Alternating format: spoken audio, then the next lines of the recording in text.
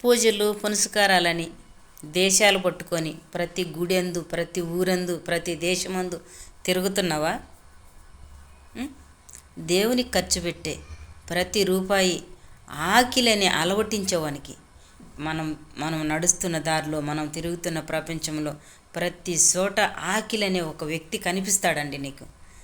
తన ఆకిలి తీర్చి నీ హృదయపూర్వకంగా తనను నువ్వు గెలుచుకున్నావు అనుకో, తన ఆశీర్వాదం నువ్వు పొందుకున్నావు అనుకో, అదే దేవునికి నువ్వు ఇచ్చే విలువ, అదే దేవునికి నువ్వు పూజించే పూజలు.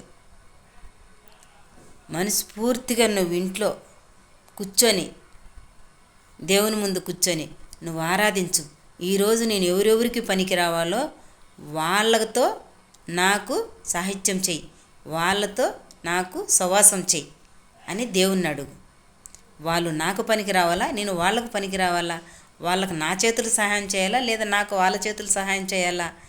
ఏది ప్రాముఖ్యమో అని దేవుని ముందు కూర్చొని దేవుణ్ణి అడుగు. దేశాలన్నీ తిరిగి ప్రతి గుడెందు నువ్వు పూజలు పునస్కారాలు చేస్తే దేవుడు ఆశీర్వదించడమ్మా. ఆకిలితో ఉన్నవాన్ని ఆదరించు.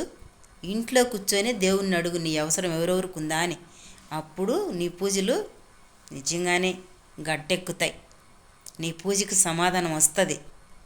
ఆకిలితో ఉన్నవాడు ఇంటి ముందరకు వచ్చి పో పో పో అని తరిమేసి గుడివి పంచమంచ పరమాణాలు ఏమి తిని ముక్కలు మునుగా కూర్చొని ఉన్న వాళ్ళకి ఎత్తపోయి నీ ప్రసాదం పెట్టేవాళ్ళు. ఆకిలితో ఉన్నవాడికి పెట్టమ్మా, నీ ఆకిలి దేవుడు తీరుస్తాడు.